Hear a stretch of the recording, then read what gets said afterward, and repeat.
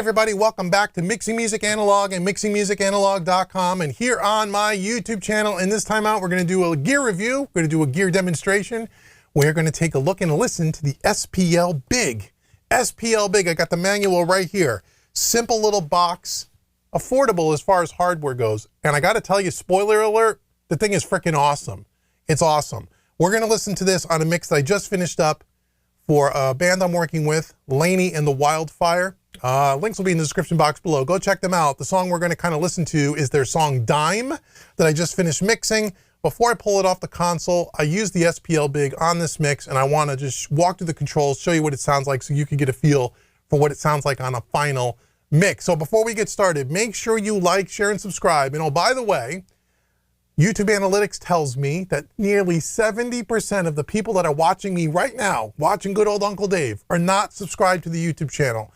If you're one of those 70%, please, please, please, it really does help me here. And if you're getting something out of my videos on this channel, just go ahead and click the subscribe button and hit the notification bell if you can as well, because it really does truly help. And I do appreciate it in advance. Thank you so much. Also, if you want to pick up the SPL BIG for yourself, Sweetwater affiliate link is down in the description box. No, this is not a sponsored video. I bought my SPL BIG from Sweetwater with my own money. They did not give it to me, so it's not a sponsored video in any way, shape, or form. So make sure you like, share, subscribe. Not a sponsored video. Okay, let's talk about the SPL BIG. Okay, so it's simple. It's a two double wide 500 rack module. It's got 3 knobs on it and two toggle switches. It's really, really simple. So I want to, before we get through, let's talk about the controls. I'll throw an image up on the screen so we can walk through the controls. Now I have the SPL manual here for the BIG, the stereo imager, bigger maker, gotta love that, and tell you what they say the controls do. However, I also been looking at some other YouTuber reviews, and probably the best one that I've seen as far as a description of what these knobs do, because it's kind of vague in the manual. It's a little kind of shocking that SPL doesn't give you a little bit more information about what these things do. Maybe it's kind of the voodoo under the hood they don't want you to know about. But the person that I think really did a great job explaining this, and I'm not sure how he found the information, but I would agree with everything he had said in that video, is Colt Caparoon. I'm sure if you're watching this channel, you know who Colt Caparoon is. Go check out his video if you will as well. I don't know Colt, but Colt, great video. If you ever watch this video and you want to chat sometime, I'd love to say, hey, I respect what you do, and you do a great job on your channel. So anyway, I'm going to tell you what he said if you have not seen his video about these knobs as well. So basically, we have 4 knobs, 3 knobs and 2 switches. So the first one is the range knob. Okay, top left-hand corner is the range. Now in the manual, they say that the range knob is a frequency range, which it just says, with the range control, the frequency range which should be processed can be selected. So basically, the range goes all the way from open all the way is clockwise, and then high is all the way, I believe it's counterclockwise. Is that right? Yes, it is. So they don't really tell you what that means. So basically what that means, and Colt said this perfectly, he says when you go all the way to the open setting, all the way clockwise, that is used in conjunction with the big knob in the middle of there. That will widen the entire stereo image, or the entire frequency spectrum. Okay, so when you go all the way to open, all of the frequencies are being widened, and how much is being widened is how much you use the big knob in the center. And as you go more counterclockwise and you go to the high setting, it's almost like it's a high pass filter, and you feel the less of the frequency range is being widened, if that makes any sense. Again, I would agree 100% what Colt said, because that's what I hear as well. The more you go open, the more width of the effect you hear, because more of the frequencies are being widened, if that makes any sense. So think of it that way. Open, more of the frequency range is being widened. High or counterclockwise, less of the frequency range is being widened. What those frequency points are, nobody knows. SPL doesn't tell us. They don't want us to know. Cool. Next knob next to that is the stage knob. And again, what they say in the manual here is that with the stage control, the frequency range previously selected by the range control can be moved backwards or forwards in the stereo stage. Now, again, I'll have to agree with my colleague, Colt Caparoon, that I don't hear when I turn that range knob, the range knob. I don't hear, or the stage knob. When I'm turning that stage knob, I don't hear things moving backwards to forwards in the stage. I don't hear that. What I hear is is almost like it adds a little bit of character, a little bit of mojo. It's extremely subtle, in my opinion. And again, Colt describes it as a character knob. Yeah, I would say that's probably accurate. That's probably one of the words that come to mind for me. It's kind of a mojo knob. Again, they say in the manual, it kind of works with wherever that range is set, the stage is going to affect the character of the frequencies that are selected with the range knob. Confusing, right? It's really not that hard to use. You'll see, you turn some knobs, you get it halfway where it sounds good and you leave it alone. Okay. And then lastly, we have a bypass knob at the top left-hand corner of the unit. And then we also have a bass toggle switch. Now the bass circuit is supposedly modeled off the airbase circuit and the SPL iron mastering compressor, which is a very high-end mastering compressor. Again, I don't know if that's true or not. I don't know exactly what's being done when you flip that switch. When it's based on that circuit, there's a bass bump, but it's a bass bump in a subtle way that doesn't make things sound mushy or muddy. It sounds very tight and focused. And again, we'll listen to that. And it just seems like when you flip that bass knob, you get a little bit more low end and it just sounds better. It sounds a little bit more thick, but a little bit more focused, if that makes sense. I guess it would depend on the program material, but at least on this mix, that's what it does. And then lastly, we got the bigness knob in the center. The more you turn it, the wider things get. The less you turn it, the less wide that things get.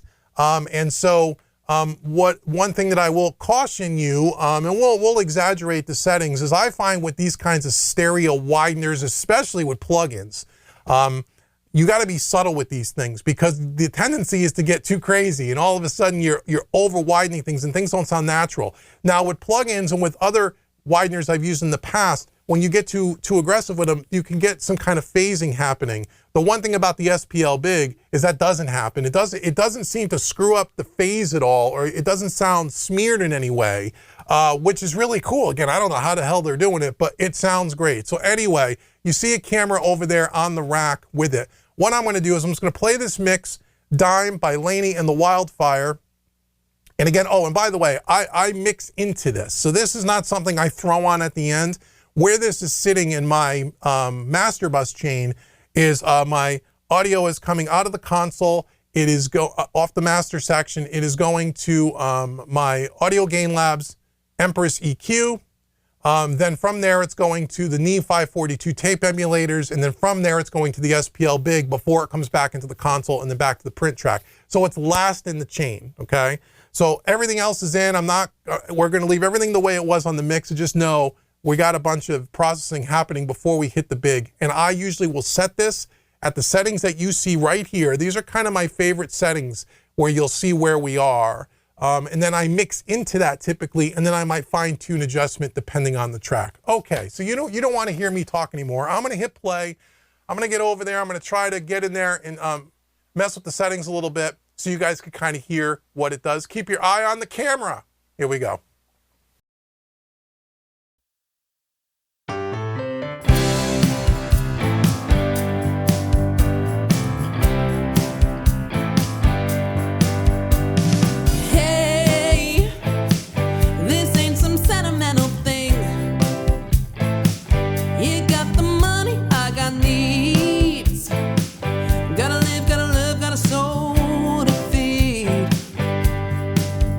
You can pay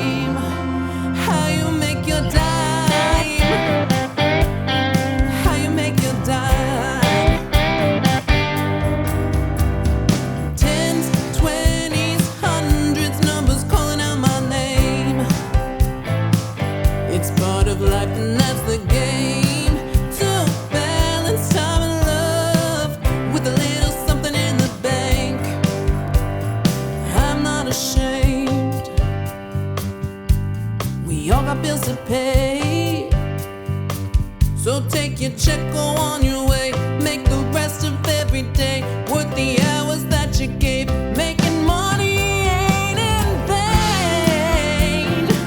Don't have to love your occupation. Work is what you make it. Getting paid is a transaction. Labor you can cash in. Whoa, you are not defined by how you make your dime. Whoa, la da da da da, la da da da da, la da da da da.